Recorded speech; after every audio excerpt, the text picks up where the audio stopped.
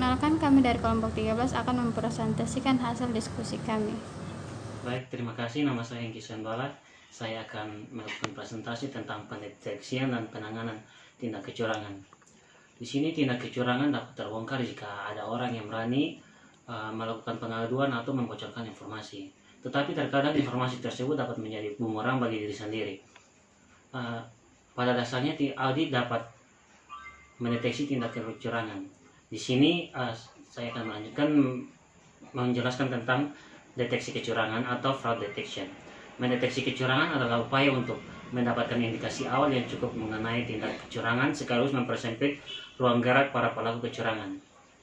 Upaya ini bisa berlangsung cepat, tetapi terkadang harus membutuhkan waktu yang lambat. Ini bergantung pada yang pertama faktor di pihak pelaku dan yang kedua di faktor kapasitas auditor itu sendiri. Menghadapi tindak kecurangan, tim audit harus memiliki intuisi yang tajam dari berbagai aspek internal perusahaan yang menjadi rawan terjadinya kecurangan. Audit harus menerapkan audit berbasis risiko dan perlu mengembangkan jaringan informasi.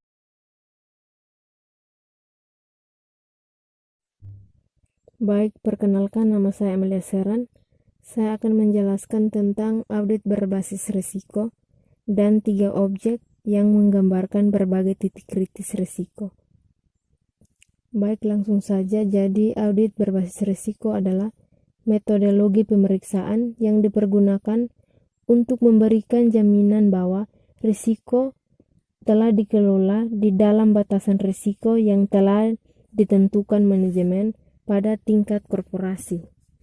Audit berbasis risiko ini dapat dibagi menjadi 3 bagian. Yang pertama, pemetaan, yang kedua pengamatan, yang ketiga verifikasi dan analisis data.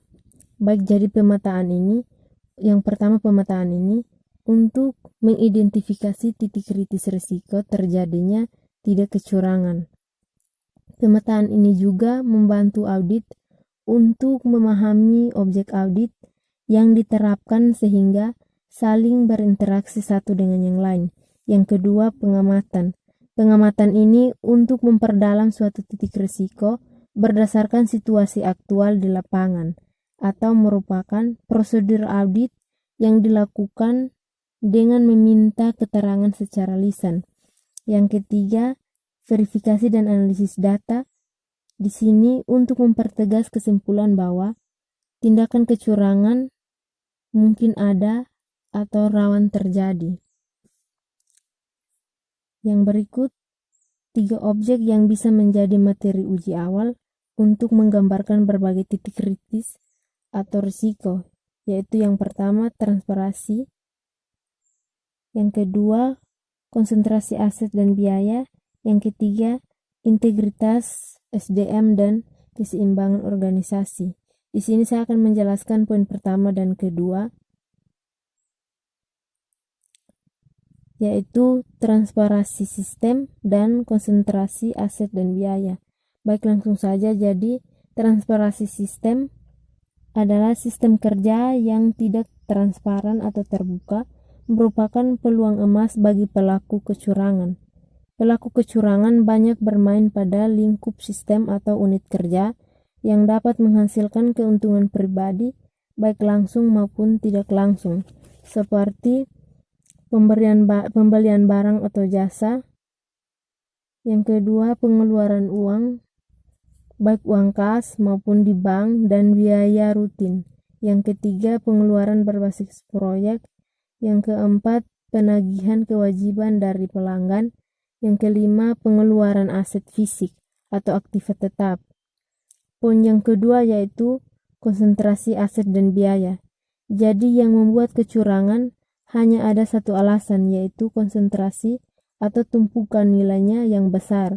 Konsentrasi aset atau biaya yang besar dapat dijabarkan dalam berupa pengertian sebagai berikut. Yang pertama, jumlah fisik aset yang relatif banyak sehingga memberi kemudahan untuk melakukan penelitian pada segera dampak diketahui. Yang kedua, alokasi barang biaya yang relatif banyak sehingga terbuka peluang untuk melakukan manipulasi biaya.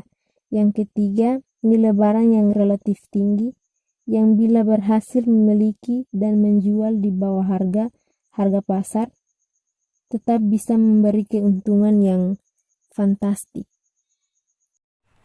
Baik, terima kasih atas waktu dan kesempatan yang diberikan kepada saya.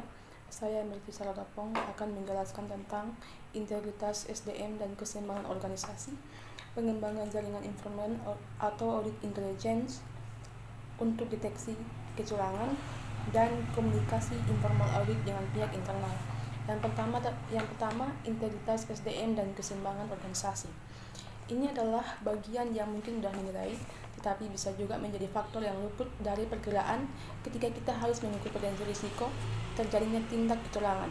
Yang jelas, dalam suatu kasus kecurangan, apapun alasan rasional yang dikemukakan para pelaku, dapat kita katakan bahwa mereka punya masalah integritas pribadi. Yang berikut saya akan menjelaskan tentang perbandingan antara faktor integritas SDM dan faktor keseimbangan organisasi. Pada faktor integritas SDM tercatat memiliki reputasi jelek dari adanya surat peringatan yang pernah diterima, khususnya dalam 1 tahun terakhir. Pada faktor keseimbangan organisasi, unit kerja tercatat mengalami setidaknya 1 kasus kecurangan, khususnya dalam setahun terakhir. Pada faktor integritas SDM, hasil asesmen kepribadian, SDM tertentu memiliki kecenderungan karakter yang tidak sesuai dengan posisinya sekarang. Misalnya, bawahan yang selalu ambisius, terlalu mandiri, tidak suka diatur, dan sebagainya. Pada faktor keseimbangan organisasi, hasil penilaian kinerja suatu unit kerja menunjukkan prestasi yang tidak memuaskan, khususnya dalam hal kedisiplinan karyawan, tertib operasi, dan administrasi. Pada faktor integritas SDM dinilai mandek karirnya, sepertinya lebih dari 5 tahun tidak pernah dimutasi atau tidak pernah naik pangkat, tetapi ditempatkan pada posisi yang rawan tidak kecurangan. Pada faktor keseimbangan organisasi, kompetensi pimpinan unit kerja dilakukan oleh atasannya atau direksi, tetapi tetap dipertahankan tanpa menunjukkan kemajuan berarti, setidaknya dalam 2 tahun terakhir. Pada faktor integritas SDM, masukan dari berbagai pihak menunjukkan SDM tertentu kerap menimbulkan konflik internal. Pada faktor keseimbangan organisasi, masukan dari berbagai pihak menunjukkan suatu unit kerja menyimpan konflik internal yang berlarut-larut dan tidak pernah tuntas. Pada faktor integritas SDM, masukan dari berbagai pihak menunjukkan SDM tertentu memiliki masalah ekonomi atau keuangan yang serius. Pada faktor keseimbangan organisasi, masukan dari berbagai pihak menunjukkan suatu unit kerja kerap menerima keluhan dari pihak lain dan solusi yang diberikan banyak yang tidak memuaskan. Pada faktor integritas SDM, masukan dari berbagai pihak menunjukkan SDM tertentu bermotivasi atau berkomitmen kerja rendah demi mendapat kekecewaan terhadap atasan atau perusahaan. Pada faktor keseimbangan organisasi, masukan dari berbagai pihak menunjukkan rata-rata motivasi kerja, komitmen dan kerjasama tim internal bermasalah di suatu unit kerja. Hal itu tidak bisa ditangani secara efektif oleh pimpinan. Yang kedua, pengembangan jaringan informan atau audit intelligence untuk deteksi kecurangan. Intelligence adalah strategi atau upaya berkesinambungan membangun sebuah jaringan bagi tim audit dalam rangka menunjang aktivitas audit berbasis risiko, khususnya untuk mengantisipasi risiko yang berdampak negatif terhadap organisasi serta untuk melakukan cegah tangkal atas praktek tindak kecurangan. Dari definisi tersebut, audit intelijen mencakup aktivitas sebagai berikut. Yang pertama, menjalin komunikasi informal dengan pihak-pihak internal tertentu. Yang kedua, membuka berbagai media komunikasi untuk menerima masukan dari berbagai pihak. Yang ketiga, melakukan aktivitas espionage dengan sasaran pihak luar perusahaan dalam rangka penugasan audit investigasi.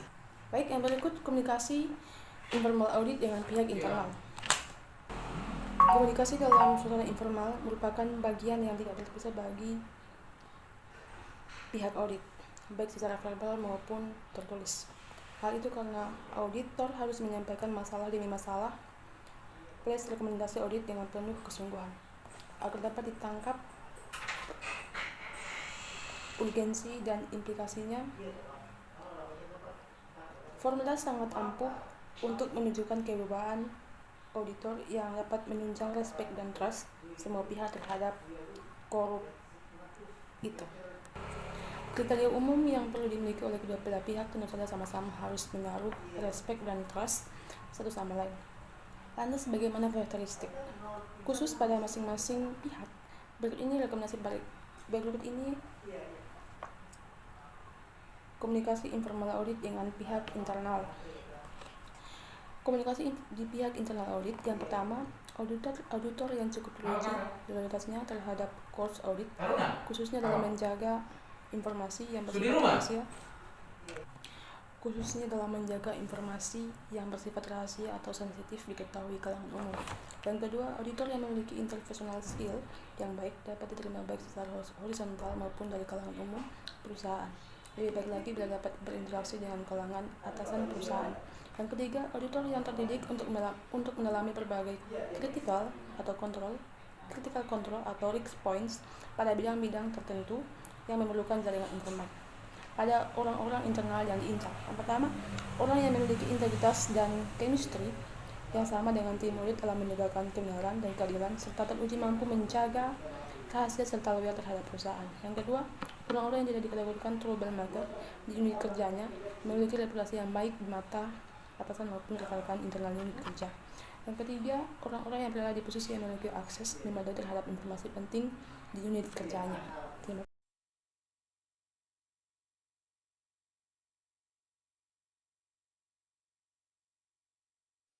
Perkenalkan, nama saya Carla Piedade.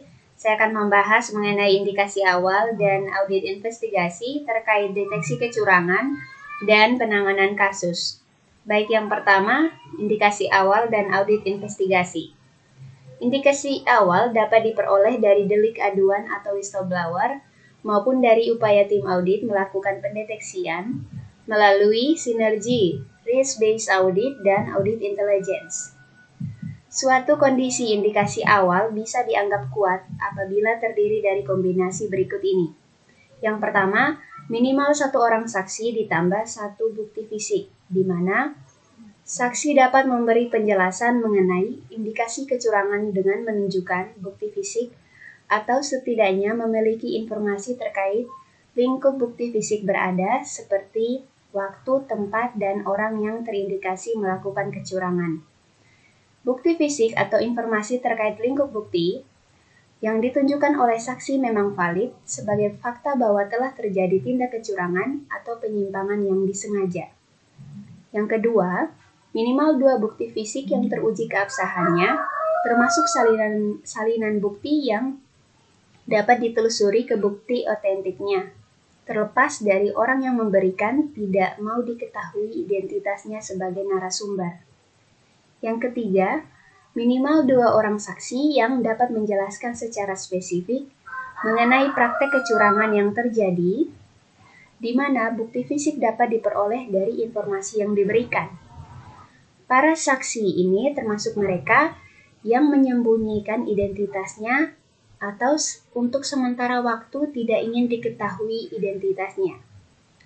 Dengan indikasi awal tersebut, auditor dapat melakukan audit investigasi atau langsung ke audit forensik. Audit investigasi sendiri adalah bentuk audit khusus berupa rangkaian penyelidikan yang bertujuan memastikan kebenaran suatu tindak kecurangan di mana penyelidikan dilakukan berdasarkan adanya indikasi awal. Ya, yang berikutnya ada 4 hal yang perlu diperhatikan dari metode atau proses audit investigasi adalah yang pertama, audit investigasi tidak boleh langsung mengarah pada calon tersangka, tetapi diawali dengan pengumpulan saksi dan bukti yang kuat untuk selanjutnya dikonfrontasikan kepada pelaku. Yang kedua, pengumpulan informasi dari para saksi maupun bukti fisik dari berbagai pihak perlu berjalan secara paralel atau bersamaan. Itulah sebabnya audit investigasi harus dijalankan secara tim. Yang ketiga, wawancara pada tahap pendalaman indikasi dengan para saksi harus dilakukan secara persuasif. Sementara itu, pendekatan wawancara konfrontatif hanya direkomendasikan kepada pelaku atau saksi yang kurang kooperatif. Namun tetap harus dikedepankan pendekatan persuasif atau setidaknya kombinasi antara keduanya, baik persuasif maupun konfrontatif sesuai situasi. Yang keempat, mengantisipasi kemungkinan timbulnya proses litigasi atau dibawa ke jalur hukum. Sejak tahap investigasi, semua alat bukti, termasuk pernyataan para saksi dan pelaku, harus didokumentasikan secara tertulis. Yang kelima, rekomendasi sanksi dari tim investigasi tidak boleh masuk ke ranah penafsiran sanksi berdasarkan peraturan perusahaan atau undang-undang ketenagakerjaan. Rekomendasi cukup mencantumkan kata-kata pemberian sanksi sesuai peraturan perusahaan yang berlaku. Hal itu selain terkait dengan independensi audit, juga karena penafsiran bentuk sanksi yang berkonsekuensi timbulnya proses litigasi menjadi wewenang komite audit atau departemen teknis lainnya, seperti HRD. Yang berikutnya adalah penanganan kasus. Ada 4 hal penting pasca deteksi kasus yang masih perlu keterlibatan tim audit. Di antaranya, yang pertama, penanganan kasus audit forensik. Pemantik keterlibatan auditnya adalah adanya pengaduan atau delik aduan, hasil audit investigasi, ancaman dampak sistemik dari sebuah kasus. Yang kedua, penanganan kasus berupa pengungkapan fakta, di mana pemantik keterlibatan auditnya adalah dampak sistemik yang memerlukan upaya korektif atau preventif yang ditangani bersama oleh banyak pihak di internal perusahaan. Yang ketiga, penanganan kasusnya mitigasi kerugian, di mana pemantik keterlibatan auditnya adalah besarnya kerugian perusahaan yang harus ditanggung dan harus dipertanggungjawabkan oleh para pelaku. Yang keempat, sanksi dan litigasi. Pemantik keterlibatan auditnya adalah adanya kesan kurangnya bukti untuk penindakan, sanksi yang menimbulkan berbagai pernyataan keberatan, kasus dalam tanda kutip terpaksa harus dibawa ke meja hijau. Nah, selain audit forensik, ada 3 hal lain yang sebenarnya juga sudah bukan dalam wilayah otoritas internal audit, namun kondisi tersebut terkadang mendorong internal audit untuk terus terlibat. Sekian dan terima kasih. Baik teman-teman, saya akan melanjutkan membahas pembahasan dari sebelumnya mengenai penanganan tindak kecurangan atau fraud auditing. Ini lebih difokuskan ke bidang auditing ya. Nah, yang pertama itu penanganan delik aduan dan audit forensik. Apa sih delik aduan dan apa sih audit forensik? Delik aduan itu adalah istilah yang umum dipakai dalam bidang hukum. Ini lebih difokuskan ke arah pengaduan sih. Jadi suatu tindak kecurangan atau fraud auditing itu tidak mungkin bisa diungkapkan atau susah sekali diungkapkan jika tidak adanya seseorang yang melakukan pengaduan. Nah, istilah ini biasanya mereka gunakan yaitu whistleblower, yaitu dia yang mengadukan tindak kecurangan dalam suatu perusahaan. Nah, pengaduan ini itu biasanya bisa secara langsung dan juga tidak langsung. Tidak langsung ini bisa juga melalui unit kerja lain, bisa juga melalui via online, bisa juga dia melalui orang yang mungkin dia bukan menjadi pelaku tetapi dia menjadi orang yang terancam gitu. Kemudian apa itu audit forensik? Audit forensik itu Simpelnya gini, audit forensik itu adalah suatu audit khusus yang mana dia itu lebih memfokuskan untuk mengukur luas cakupan suatu kasus dan kecukupan bukti dalam suatu kasus tersebut. Dia lebih mengukur ke ruang lingkup dan bukti atau saksi itu cukup atau enggak, dan tujuannya itu lebih ke mengantisipasi bila kasus kecurangan harus dibawa ke proses litigasi atau proses hukum. Nah, kalau teman-teman lihat di slide ke-17 itu ada suatu gambar yang mana dia menunjukkan hubungan antara posisi pengaduan, audit investigasi, dan audit forensik. Kesimpulan yang bisa diambil dari gambar ini adalah hasil atau validasi atau kesimpulan dari audit investigasi ya, kesimpulan dari mengenai review hasil dan validasi alat bukti tersebut itu akan menjadi proses pertama dalam audit forensik. Jadi saling berhubungan ketiga hal ini. Kemudian kita beralih ke bagaimana sih langkah-langkah dalam audit forensik. Teman-teman lihat di slide 18 ini ada sebuah flow chart mengenai langkah-langkah dalam audit forensik. Yang pertama itu jika terjadi risiko yang meluas ya. Jika terjadi suatu risiko yang meluas, perlu adanya investigasi modus yang sama pada unit kerja lain. Maksudnya seperti harus melakukan investigasi pada unit-unit yang memiliki bidang yang sejenis sehingga mengetahui apa sih yang menyebabkan suatu tindak kecurangan ini terjadi. Bisa juga karena SOP yang belum sesuai, bisa juga karena tidak sesuai dengan apa yang sudah direncanakan atau apa yang sudah dibuat. Kemudian dilakukan perluasan investigasi pada lingkup audit lain. Jadi perlu juga adanya investigasi pada lingkup audit lain,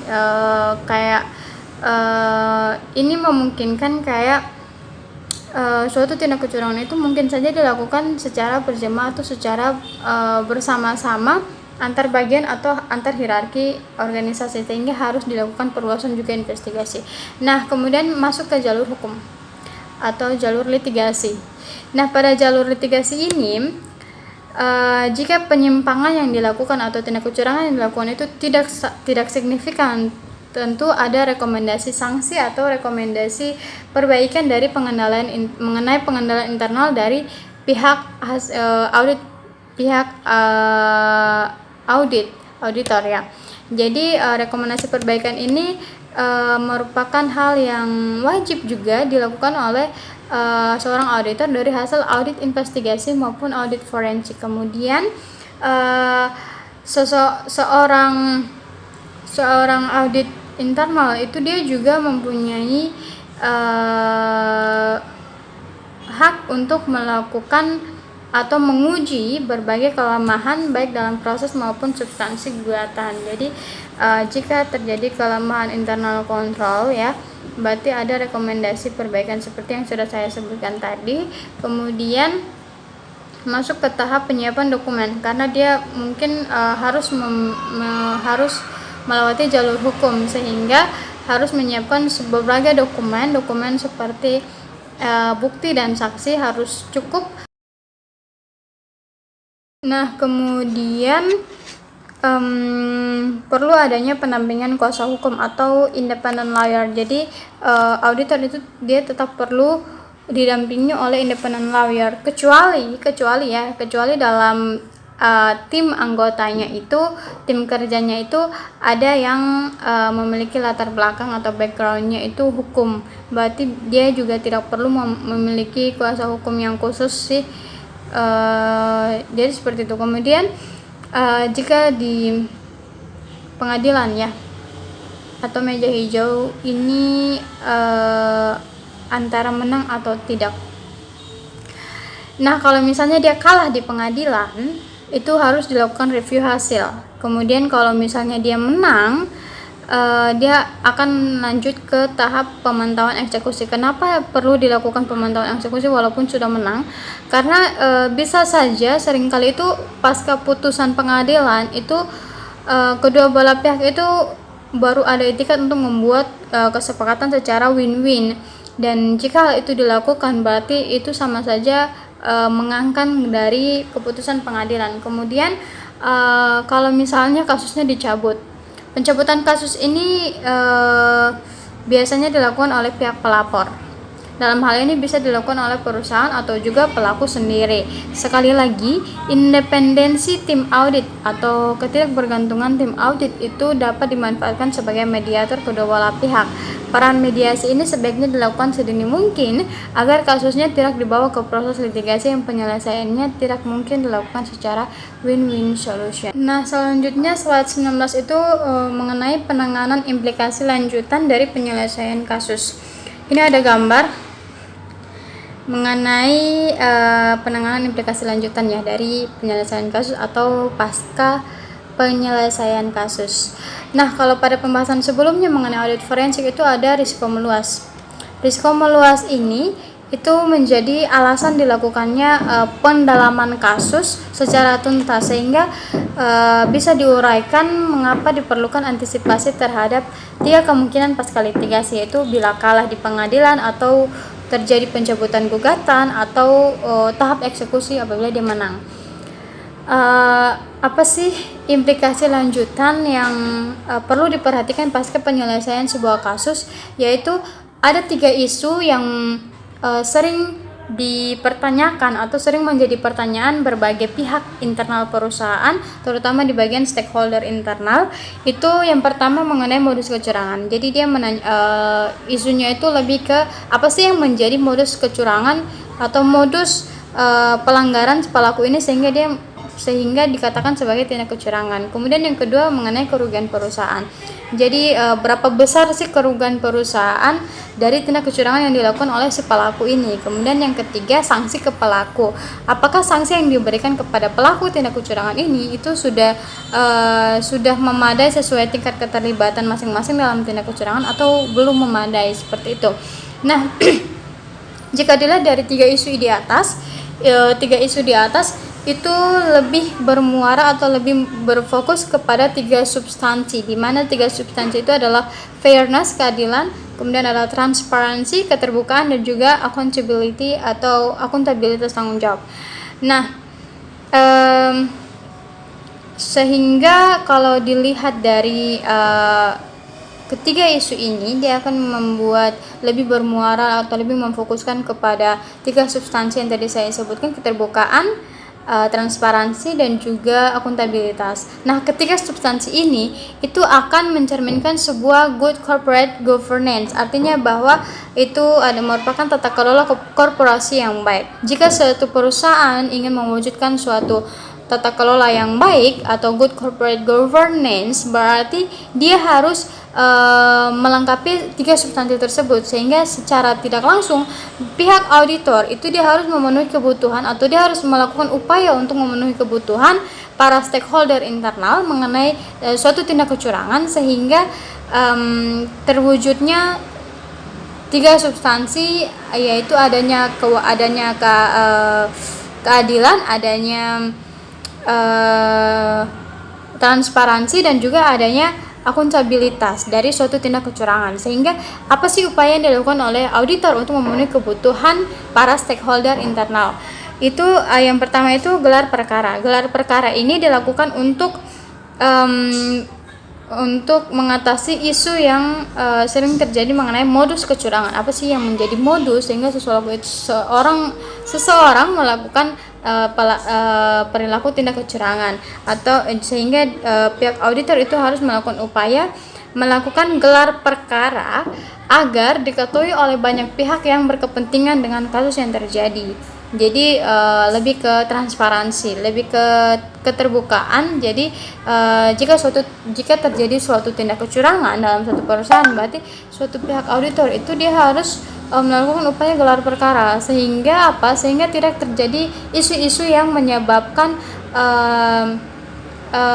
tidak terpenuhinya kebutuhan stakeholder internal perusahaan. Kemudian yang kedua, upaya itu mengenai kerugian perusahaan. Jadi seorang auditor itu harus melakukan mitigasi kerugian atau upaya pencegahan kerugian yang masih berlangsung, atau juga perhitungan kembali tingkat kerugian yang belum selesai dihitung. Ini untuk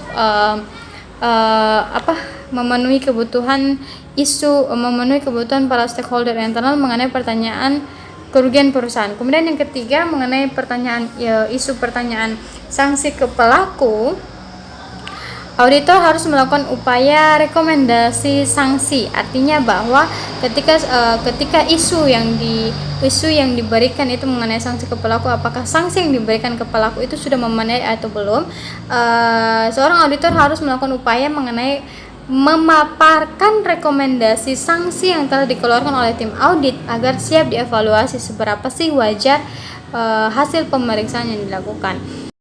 Ya, terima kasih kami dari kelompok 13. Mungkin itu saja yang bisa kami sampaikan. Kami mengucapkan terima kasih. Thank you for watching us. See you.